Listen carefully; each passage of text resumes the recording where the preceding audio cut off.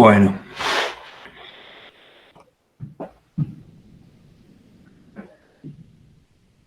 Bien. Vamos a ver la figura. Bueno, acá está explicado todo lo que pasa. Ah, no, perdón.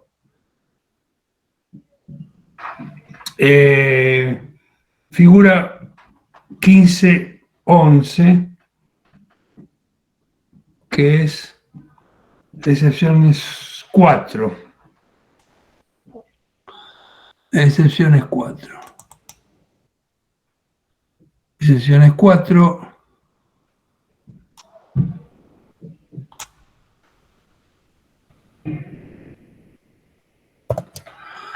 Lo vuelvo a poner en el Telegram.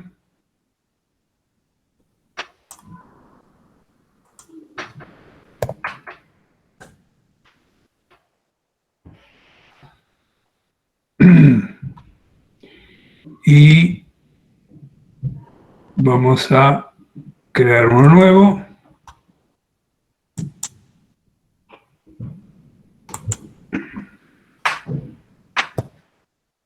Se da cuenta que es Python. Y lo vamos a salvar como excepciones 4.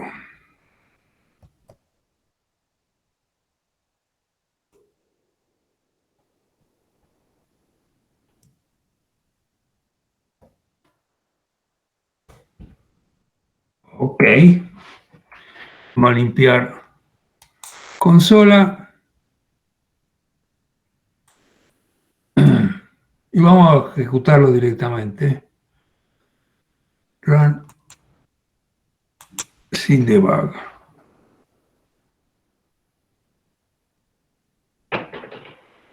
Bien. Vamos a ir viendo el código.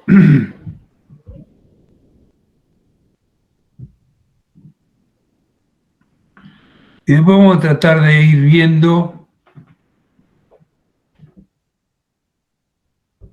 los valores que van saliendo y en función de eso, qué es lo que estamos usando nuevo. El primer print de la línea 2 me saca 1.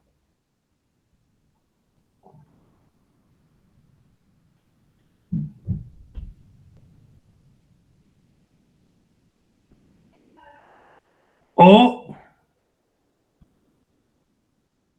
en realidad, es el de la línea 3. Y el primer print, como que no sacó nada. Después vamos a ver qué es sys.argv. ¿Y por qué sacó un 1? Como consecuencia de la línea 3, si es que ese es el print que sacó el 1. O la línea 2 saca lo que está entre corchetes. Entonces, parecería, de acuerdo a lo poquito que sabemos, que cuando le pedimos que imprima sys.argv corta, nos saca lo que está ahí.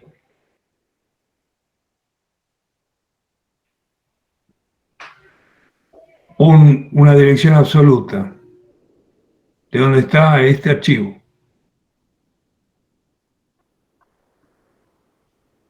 Y después cuando le ponemos len, la longitud, nos contesta 1.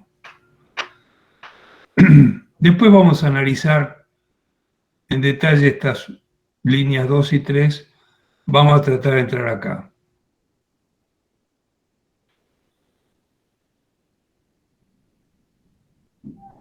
Hay un for arg in sysargv 0, 2 puntos. Es decir, hay un for donde estamos buscando ARG que esté adentro de corchete cero.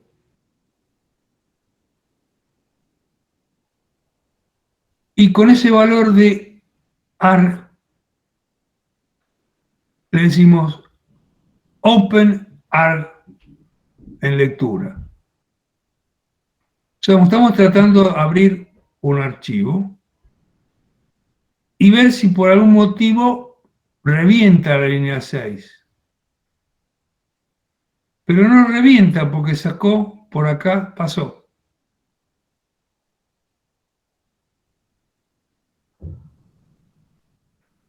O sea que arg lo encuentra, lo abre y lo almacena en F, ese archivo que está abierto.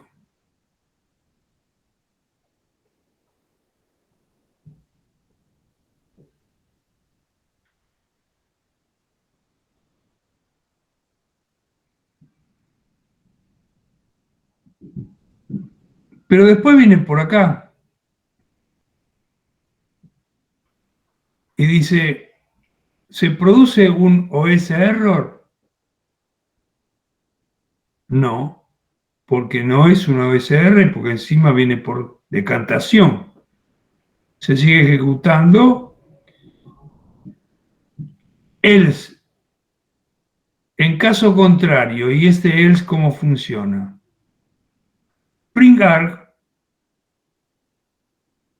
o sea que este valor de arg es este valor que tenemos acá con el archivo. Después se escribe cas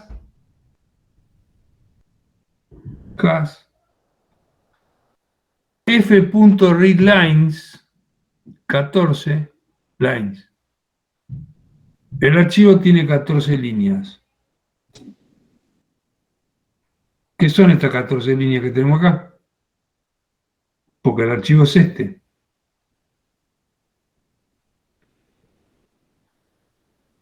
Y después imprimí, se fue por el else, que es lo que escribió, hace el close de F, termina el for,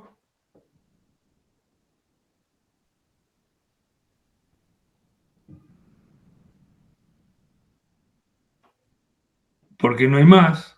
El próximo que viene en el for no está. Print salió del for. Vamos al texto a ver si el texto dice algo más de lo que nosotros estamos contando.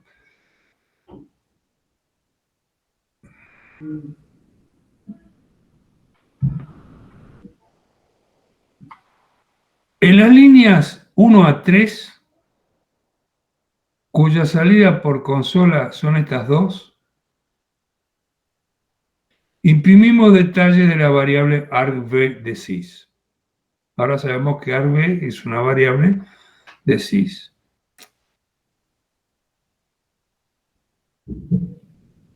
Es decir, que en argv está todo esto y una vez que le calculamos la len, dice que hay una sola. La longitud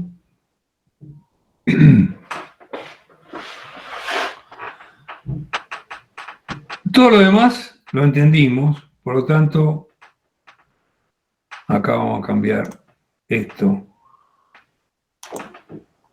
al estándar del resto de...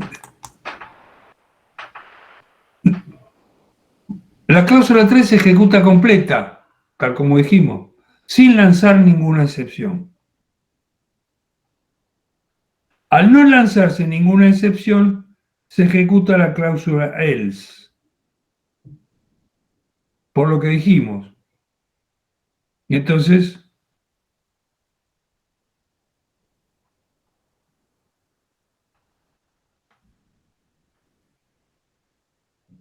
cuando una excepción ocurre, puede tener asociado un valor conocido como el argumento de la excepción.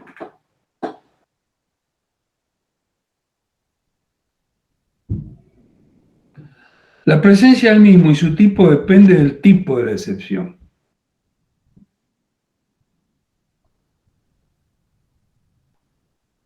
podemos especificar una variable después del nombre de la misma. Dicha variable está asociada a una instancia de excepción con el argumento almacenado en instance.args.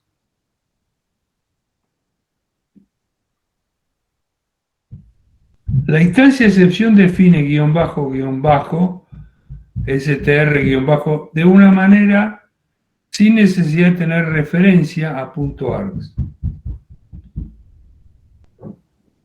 Veamos eso que está explicado en este ejemplo, que es excepciones 5. No me digan que no lo tengo, sí, hay un error en el nombre, pero no importa.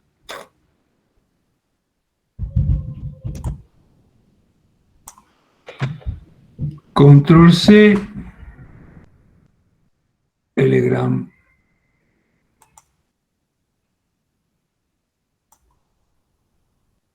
Control V.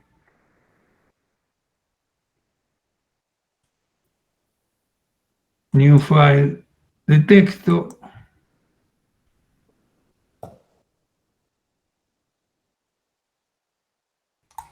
Guardar como.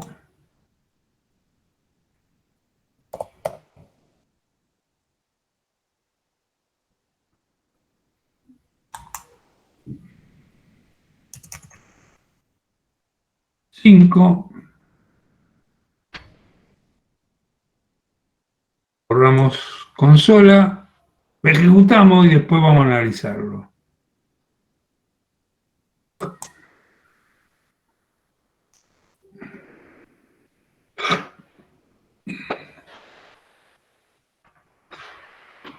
Bueno. Acá tenemos un lanzamiento de dos excepciones.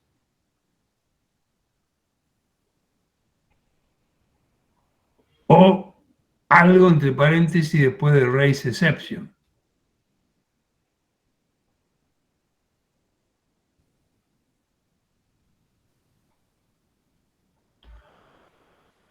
Y después le decimos exception, usala como inst,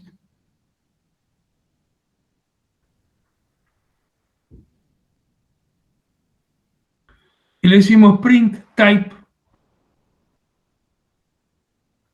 y nos dice class exception. Print inst.args, y nos dice spam y ex. Spam y ex.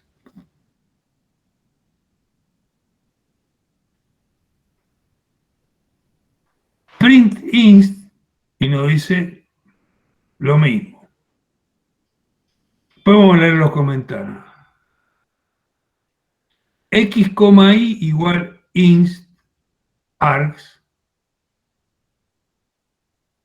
print X, spam, print Y, X.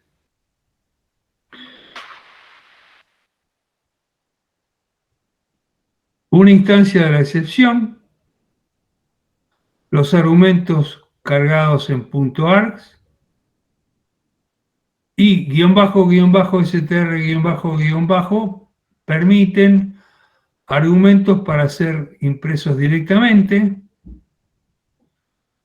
pero debemos sobreescribir overriding en la subclase de excepción, y acá lo que le estamos diciendo es unpack, haceme el desempaquetamiento de los argumentos, donde pone el primero en X y el segundo en Y.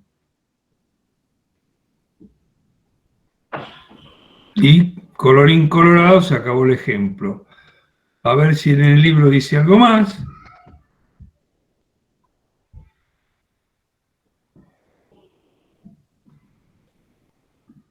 En la línea 2 lanzamos una excepción, le pasamos dos argumentos. Primero y segundo. En las líneas 3 a 10, todo esto, capturamos la excepción e imprimimos. Si una excepción tiene argumentos, se imprimen en la última parte del mensaje de las excepciones no manejadas. Analicemos otra figura, que es esta, que es la 6. Vamos a verla.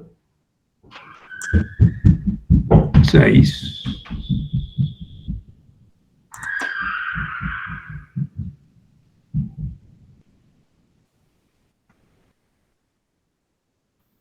Control C.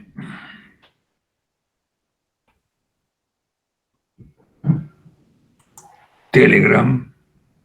Control V.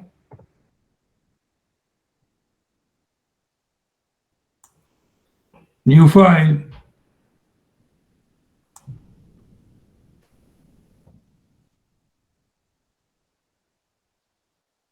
Salvamos.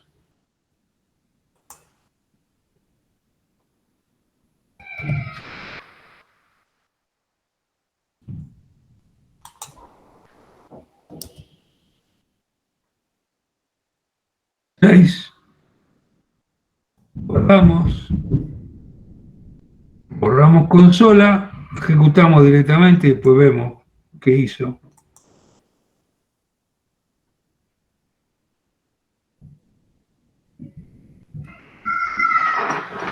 Bueno, obviamente estamos invocando, definiendo una función que cuando la invocamos revienta en la línea 4. ¿Por qué? Porque dividimos por 0.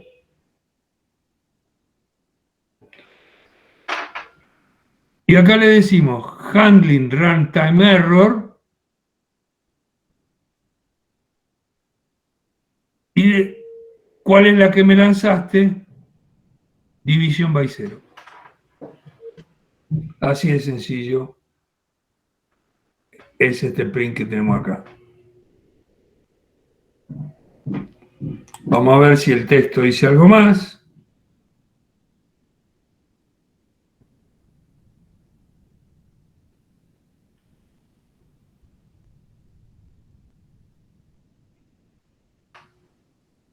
Figura 1513, analicémosla.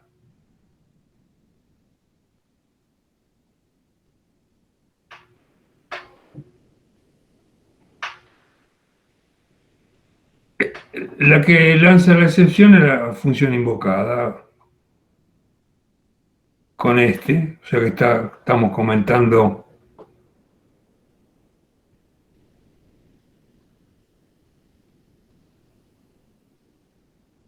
La capturamos desde el módulo que la invoca. Si analizamos esta figura,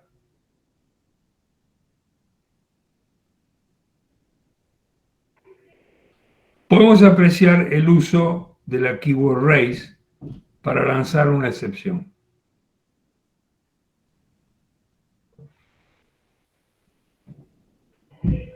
Raise. Hola, ¿cómo les va?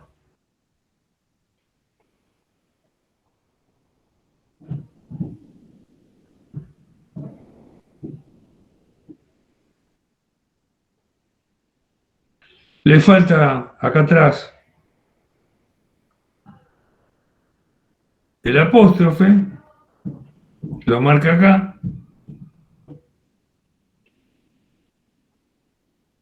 y dice, se produjo un error de end of line, fin de línea, cuando se está haciendo el scanning de un literal cadena de caracteres.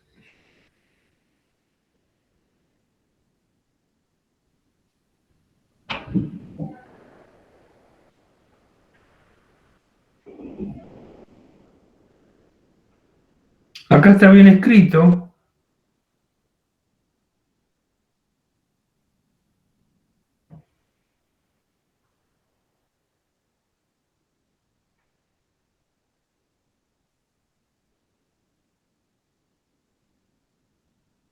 pero nos da un error The name error. Lo mismo si le ponemos raise Pepe. Vamos a ver qué nos dice si es que aclara algo más el texto. Uso de argumento indica la excepción a ser lanzada. Debe ser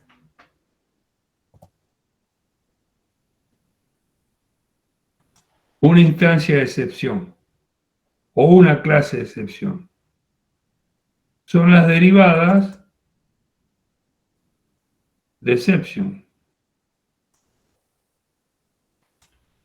Si se pasa a una clase de excepción, debemos hacerlo llamando al constructor de la misma, sin argumentos.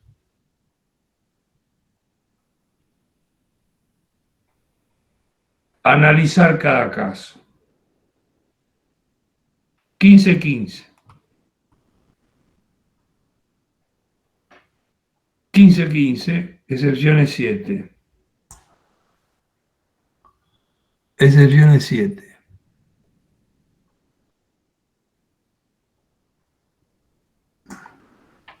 Control C. Telegram. Control B. New file.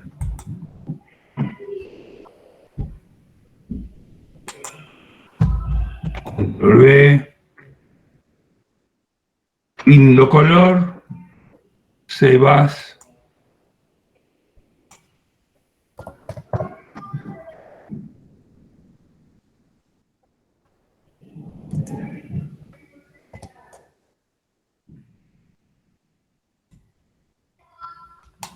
Siete.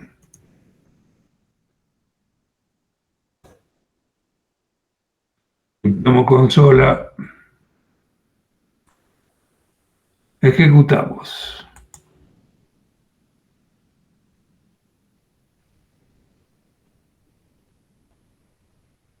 ¿Qué pasó?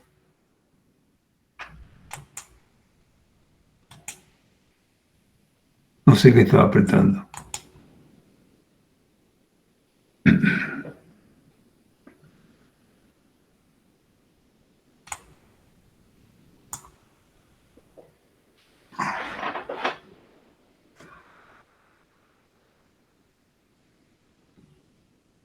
Línea 2, raise name error, hidear. Lo acabamos de lanzar, por lo tanto, acá la estamos trapeando. Ah, acá hay un error. A ver. Sí, hay un error. Ya me parecía.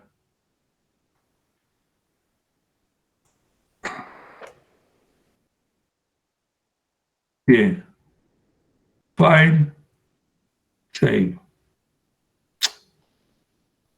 Save. Limpiamos.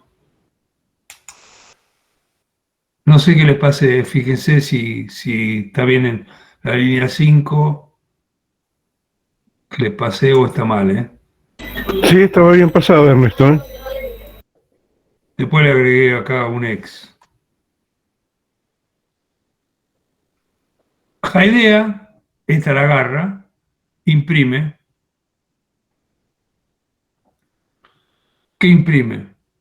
An exception flow by race.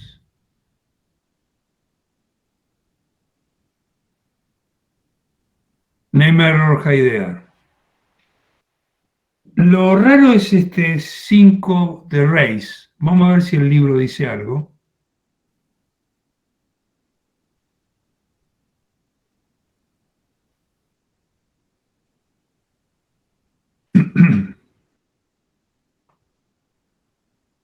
Observamos que podemos, si queremos, determinar cuándo una excepción fue lanzada sin necesidad de manejarla, ya que podemos usar la cláusula raise para relanzarla. O sea, lo que hace este raise que está acá es relanzarla.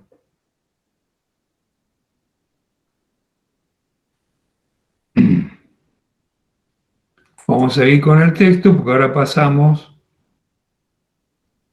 a otro ejemplo.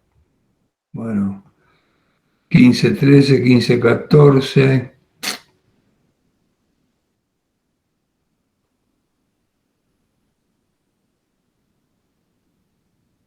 ¿Pero dónde estábamos? Acá. 15, 15. 15, 13.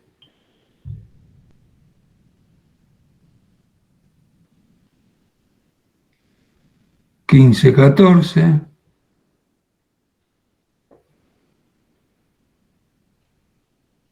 15, 15 para relanzarlo. En la figura 15, 16, por lo tanto, vamos a la 8.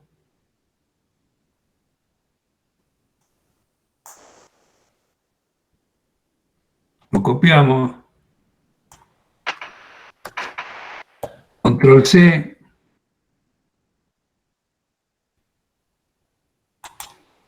Control V.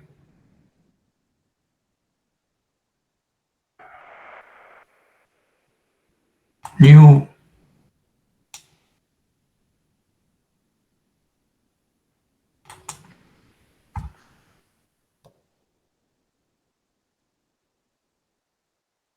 Lo salvamos.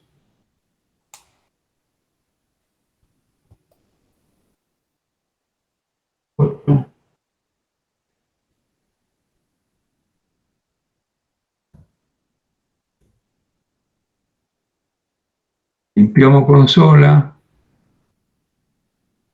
Ejecutamos.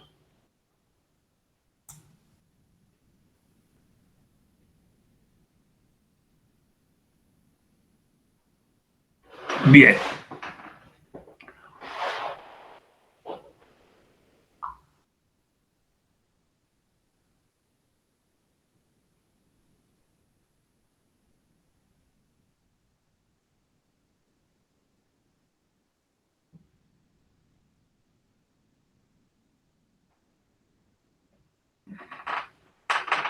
En este caso, en línea 3, aparece algo nuevo, que es finally, dos puntos. Es como que el try tenía un bloque try, un bloque except, y ahora tiene un bloque finally.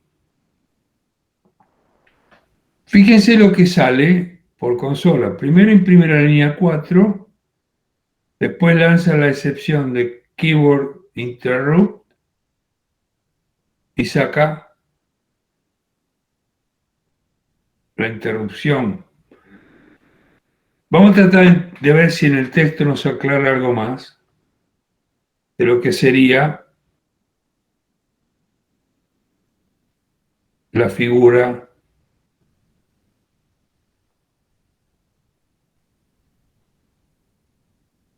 15-16. En la figura observamos la línea 3, la cláusula finally. Dicha cláusula se ejecuta siempre antes de salir de la cláusula try, haya o no ocurrido una excepción.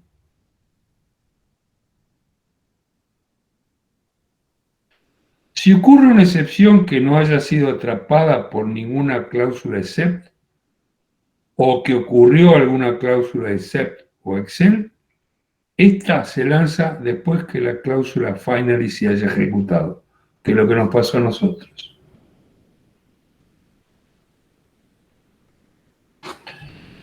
La cláusula finally se ejecuta aún en el caso de la cláusula try se interrumpa mediante un break, un continua o un return.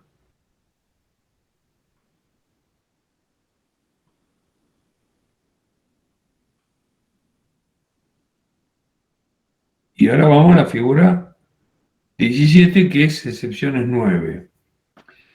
¿Para qué se puede usar una finally? Y yo tengo que, me reventó por algo, pero tengo que cerrar archivos. Entonces en el finally pongo los close de los archivos que tengo que cerrar. Antes de que me aborte el programa y termine. Para que no me queden los archivos abiertos. Por decir algo, ¿no? Que tenga que cerrar. Podría estar accediendo a una base de datos y cerrar el acceso, cerrar la base. Vamos a las excepciones 9. Que calculo que es la última. Para terminar con excepciones.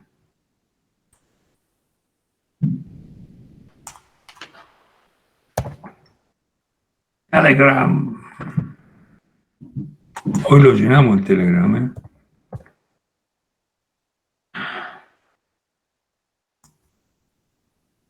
New text.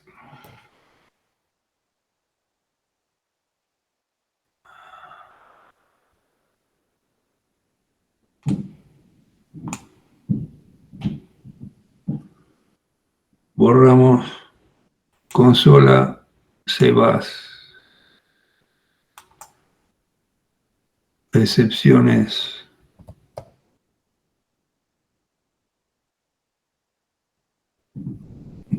Nueve.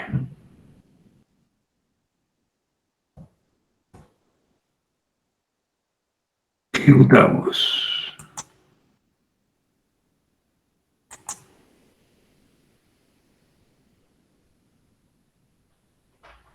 Bien. Tenemos una definición de una función en la línea 1 que se llama divide, que hace algo. Le invocamos en la línea 10, donde le pasamos como argumento 2 y 1, es decir, x toma el valor 2 y toma el valor 1 y le decimos, el resultado pone 2 dividido y. Eso va a ejecutar normalmente bien, porque 2 dividido 1 va a dar 2. Entonces, la excepción no va a entrar porque el try no revienta.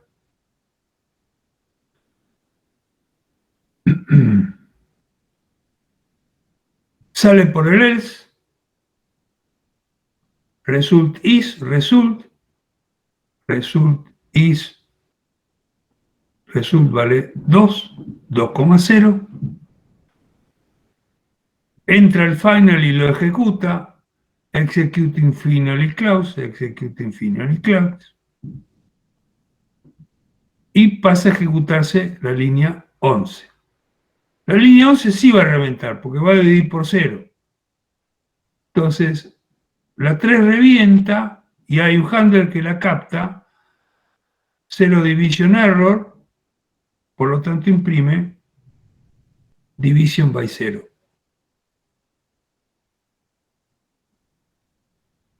Como fue trapeada, el else no se ejecuta,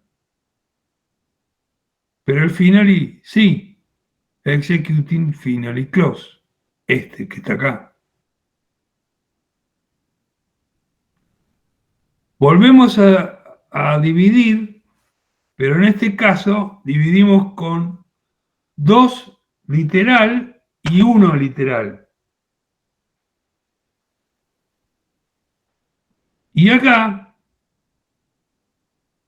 no hay ninguna que la capture porque es un problema de error de tipo, type error.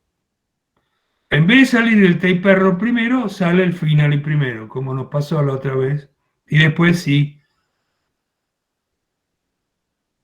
el no trapeado, que es lo que viene abajo de todo. Donde nos dice qué es lo que pasó, etcétera, etcétera.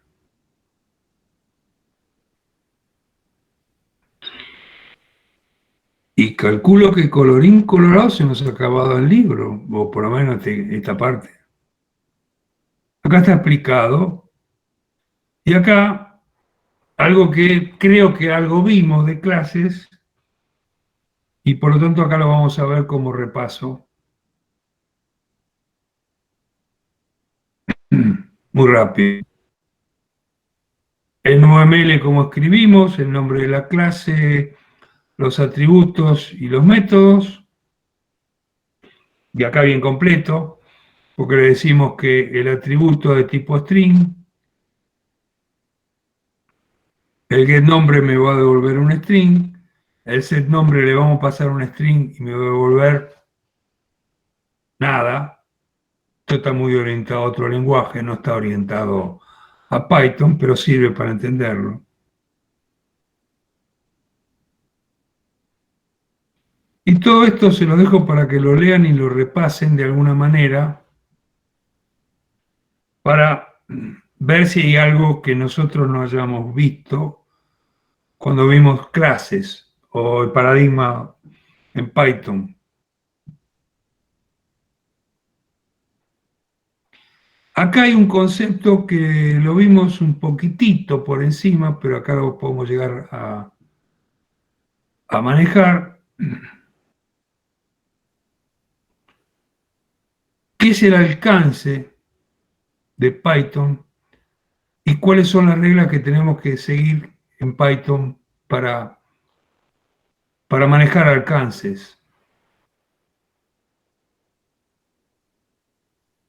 Las clases interactúan con el espacio de nombres que Python maneja. ¿Qué es espacio de nombres?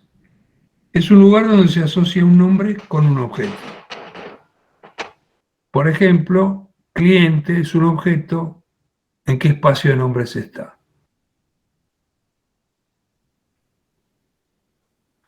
Se usan diccionarios para los espacios de nombres, es decir, Python maneja diccionarios con clave valor.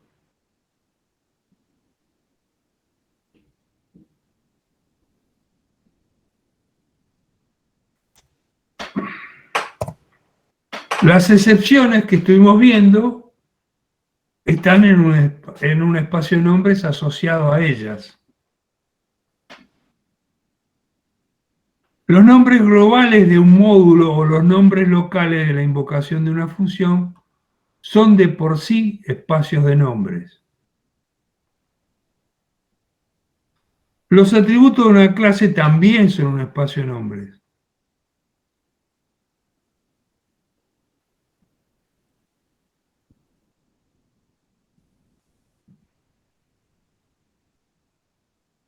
No hay relación entre los nombres de un espacio y los de otro. Pepe en el espacio A es distinto de Pepe en el espacio B. Podamos tener el mismo nombre en dos diferentes módulos, el mismo nombre de una determinada función y el que se la use deberá especificar a qué módulo se refiere cuando invoca esa función, colocando delante de la misma un prefijo con el nombre del módulo donde está definida. Por ejemplo, el nombre del cliente, cliente.nombre.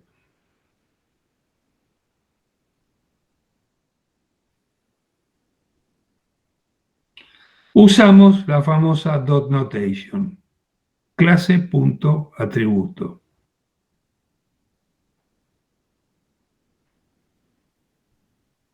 Podría ser un objeto de la clase.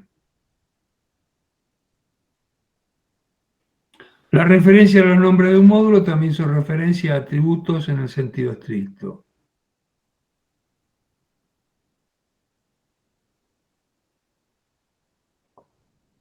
Nombre de módulo, nombre de función, nombre de módulo es un módulo y nombre de función es un atributo. Los nombres globales definidos en el módulo nombre y módulo están en el mismo espacio de nombres que el atributo.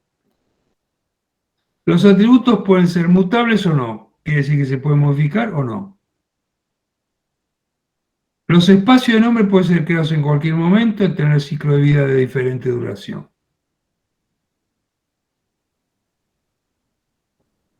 Cuando lanzamos el intérprete de Python se crea un espacio de nombre que contiene los nombres que este incluye. Son los nombres built-in.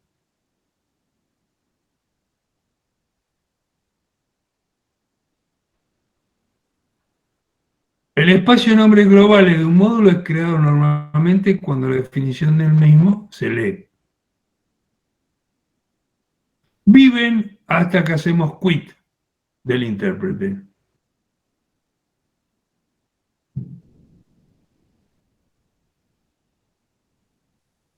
El espacio de los building nombres viven en el módulo que se llama build-ins. Un módulo de nombre guión bajo main guión bajo contiene un espacio de nombres globales propios que incluyen la invocación desde el más alto nivel, desde el intérprete o desde un script.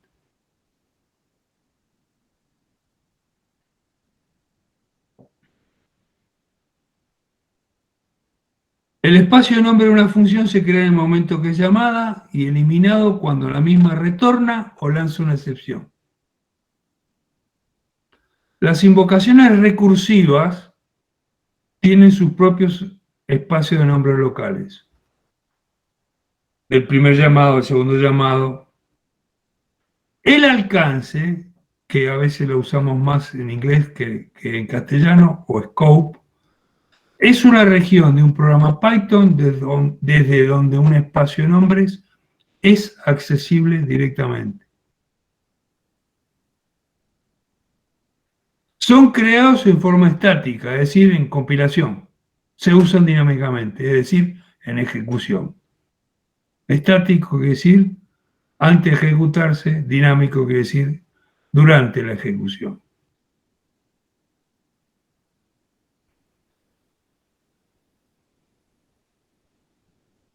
Y acá tenemos un ejemplo de manejo de espacio de nombres